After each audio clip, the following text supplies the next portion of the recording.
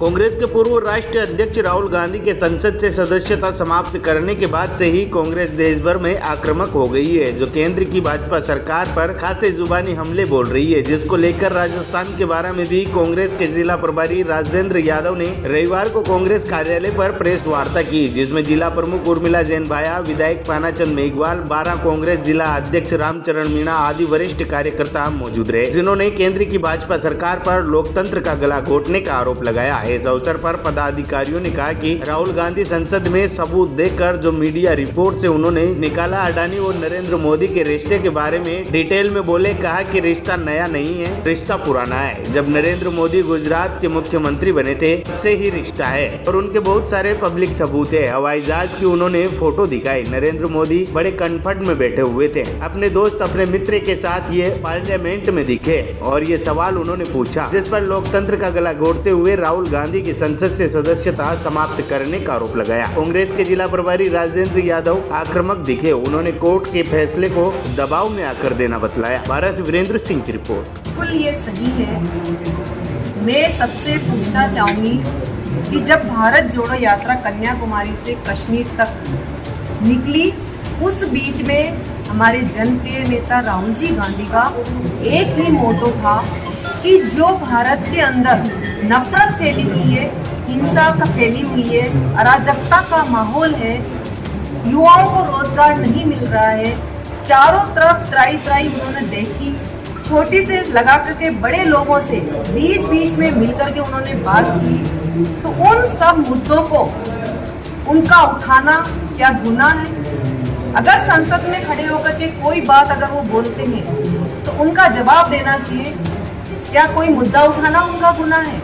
सम्मानीय राहुल जी गांधी जनप्रिय मनप्रिय नेता होने के बावजूद भी उनके पूरे परिवार ने जो बलिदान दिया है, जो शहीद हुए हैं, चाहे हम बात इंदिरा गांधी जी की करें या हम राजीव गांधी जी की करेंगे, उन लोगों का परिवार ही शहीद हुआ है। और जब देश आजाद कराया तो आपके ही परिवार ने बलिदान देकर के देश आजाद कराया। आज हम स्वच्छ सांस ले रहे हैं, उन्हीं की देन है। आजादी के 75 साल बाद भी आज हम दूसरी लड़ाई लड़ रहे हैं, क्योंकि किसी भी चीज का मुद्दा उठाना, किसी भी क्वेश्चन का आंसर पूछना कि आपने नारा दिया था सबका विकास सबका साथ, तो सम्मानीय प्रधानमंत्री जी किसका विकास हो रहा है, किसका साथ आप दे रहे हैं? ले दे के 2-3 हमारे सामने आते हैं कि अंबानी जी, अडानी जी, और तो किसी का विकास हुआ नहीं। जो हमारे सारे सरकारी तंत्र थे, चाहे हम एयरपोर्ट की बात करें, हम रेलवे स्टेशन की बात करें या हम और भी किसी कंपनियों की बात करें, हम बैंकों की बात करें, वो सब आपने गिरवी रख दिए। तो इसमें विकास किसका हो रहा है? ये मुद्दे, ये क्वेश्चन जब संसद में सम्मानित राहुल जी गांधी उठाते हैं तो उनको उनकी सदस्यता से निष्कासित कर दिया जाता है। ये सब भारत जोड़ो यात्रा की वजह से ही भाजपा सरकार बौखला गई है, क्योंकि जो क्रांति भारत जोड़ो में आई, मैं खुद झालावाड़ से लेकर के हरियाणा बॉर्डर तक में साथ थी, मैंने खुद ने नजारे देखे कि लाजमा उनके साथ जुड़ता गया, कारवां बढ़ता गया, कहीं माती नहीं थी पब्लिक। और जो गरीब तबके के थे, जो थे, सबको गले लगाना मैंने खुद ने देखा। इस तरह की कंडीशन थी, फटे कपड़े पहन रहे, उनको सम्मानीय नेताजी राहुल जी गांधी गले लगाते थे, उनसे पूछते थे, उनकी तुरंत लिख करके कि भाई इसकी मदद होनी चाहिए, जहाँ ठहरे, जहाँ रुके, जहाँ करे, क्यों मैंने खुद ने देखा है। तो ऐसे नेता जो आवाज उठाए हमारे परिवार की, हमारे जनता की, हमारे समाज की, समाज में जो अराजकता फैल रही उसकी, उनको कांग्रेस कमेटी के द्वारा 29 तारीख से 8 अप्रैल तक चल रहा है और उसमें हम ब्लॉक स्तर तक प्रेस कॉन्फ्रेंस करके आपके माध्यम से जनता तक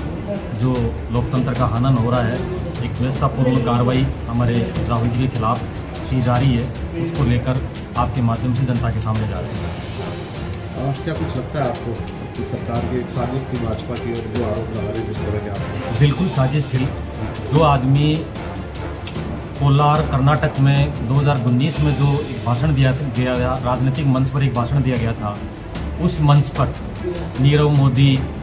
मेहुल चोकसी, ललित मोदी और नरेंद्र मोदी जी के बारे में जो राहुल गांधी जी ने एक राजनीतिक भाषण दिया था, उस राजनीतिक भाषण के 1 साल बाद में गुजरात में एक पूर्णेश मोदी नामक विधायक है भारतीय जनता पार्टी का, वो सूरत में केस करता है केस के बाद में उसमें कार्रवाई होती है, राहुल जी को सम्मन जाता है, राहुल जी उस कोर्ट में उपस्थित होते हैं। उसके बाद में वही जो शिकायत करता है वो अपर कोर्ट में जाके उस पर कार्रवाई का स्टे लेता है, उसमें स्टे ले लेता है। स्टे के बाद में राहुल जी अडानी जी के खिलाफ संसद के अंदर कुछ बातें कहते हैं कि आपका और अडानी जी का क्या रिश्ता है। मोदी जी उनके बारे में जो उसके प्लेन में, अडानी के प्लेन में मोदी जी साथ में गए थे, ऑस्ट्रेलिया उनको ले गए, बंगाल उनको ले गए, बांग्लादेश ले गए और श्रीलंका ले गए। वहाँ उनको जो सौदे दिलवाए, SBI बैंक के डायरेक्टर उनके साथ गए, वो जो व्यापारिक उनको सुविधाएं दिलवाई बाहर विदेशों से, उनको लेके राहुल गांधी जी ने जो प्रश्न करना चाह रहे थे, जो बात उन्होंने संसद में रखी, उन बातों को के बाद में अचानक से उस शिकायतकर्ता हाई कोर्ट से वो वापस लेता है अपनी शिकायत और मुश्किल से 1 महीने के अंदर अंदर फैसला आता है। उस फैसले में उनको मैक्सिमम सज़ा होती है, जबकि लॉ का एक नियम है कि पहली बार अगर किसी आदमी से कोई अपराध होता है और उस अपराध को कोर्ट मानता है कि ये गलत बोला गया है तो उसको मिनिमम सज़ा दी जाती है और मैक्सिमम सज़ा उस केस में उस समय दी जाती है जब कई बार ऐसे अपराध हो जाते हैं और कोर्ट ऐसा बोल देता है, डायरेक्शन दे देता है कि आप इसके बाद भी नहीं करोगे। उस केसों में मैक्सिमम सज़ा दी जाती है, मैक्सिमम सज़ा इनको दी जाती है। सज़ा के 24 घंटे के बाद में ही उनको लोकसभा की सदस्यता से डिस्क्वालीफाई कर दिया जाता है, जबकि लोकसभा की सदस्यता रद्द करने का एक संवैधानिक तरीका है कि वो राष्ट्रपति जी के पास जाएगी, राष्ट्रपति जी चुनाव आयोग के पास ले जाएंगे, चुनाव आयोग से उनके पास मैसेज आएगा। उसके बाद में लोकसभा का सेक्रेटरी कोई सज़ा के बाद में उनसे बात करके या उनसे जवाब तलब करके लोकसभा की सदस्यता रद्द कर सकता है।